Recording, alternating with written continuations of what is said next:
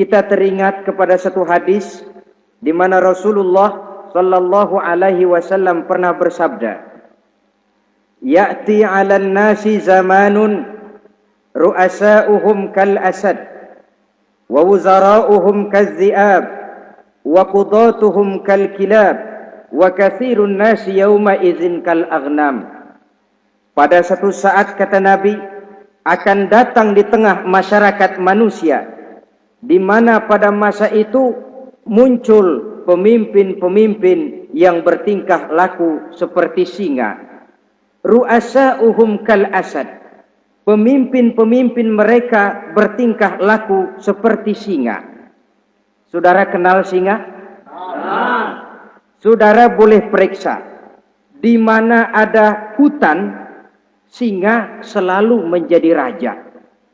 Padahal hutan belum pernah bikin pemilihan umum.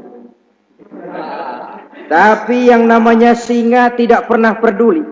Ada pemilihan umum atau tidak, raja hutan tetap singa. Kenapa? Karena singa menjadi raja di hutan bukan berdasarkan kebenaran, tapi karena kekuatan. Karena kuat, maka dia naik jadi raja. Soal benar atau tidak, soal lain. Maka sebagai akibatnya, setelah si singa ini naik menjadi raja hutan, dia bukan melindungi rakyatnya, malah makanin rakyatnya. Coba saudara lihat di hutan. Kambing rakyat hutan dimakan oleh singa. Ayam rakyat hutan dimakan oleh singa. Sapi rakyat hutan dimakan oleh singa. Inilah akibatnya karena singa naik berdasarkan kekuatan. Setelah naik bukan melindungi rakyatnya, malah makanin rakyatnya. Mental semacam inilah yang dimiliki oleh Raja Namrus laknatullah alaih. Cuma karena rasa ketakutan akan datang orang yang akan menumbangkan kekuasaannya, maka seluruh bayi laki-laki harus dibunuh tanpa dosa apapun. Itu akan datang di tengah masyarakat manusia, muncul pemimpin-pemimpin yang mentalnya seperti singa. Lah kalau yang jadi pemimpin sudah seperti singa, wa wuzara'uhum kaz-zi'ab. Yang jadi wazir, yang jadi menteri, kata Nabi, lagunya seperti serigala. Nyetel ini. Kalau sudah pemimpin seperti singa, yang jadi menteri seperti serigala. Apa serigala itu? Saudara tahu dalam dongeng anak-anak, serigala itu kan binatang yang paling licik. Untuk terang-terangan dia tidak berani karena tidak punya kekuatan seperti sang singa. Maka dia pakai ilmu kelicikannya. Serigala itu kalau ingin makan daging ayam, pakai bulu ayam. Kalau kepengen makan daging kambing, pakai bulu kambing. Pendeknya, serigala binatang yang menghalalkan segala macam cara asal tujuan tercapai. Itulah serigala. Lambang dari sifat kelicikan. Lempar batu, sembunyi tangan. Pengen makan daging ayam, pakai bulu ayam, nyaruh jadi ayam. Pengen makan daging kambing, pakai bulu kambing, nyaruh jadi kambing. Ini akibat dari yang pertama tadi. Pemimpin seperti singa, lalu menteri pun seperti serigala. Efeknya kemudian yang segera menyusul apa? Wa qudatuhum kal kilab.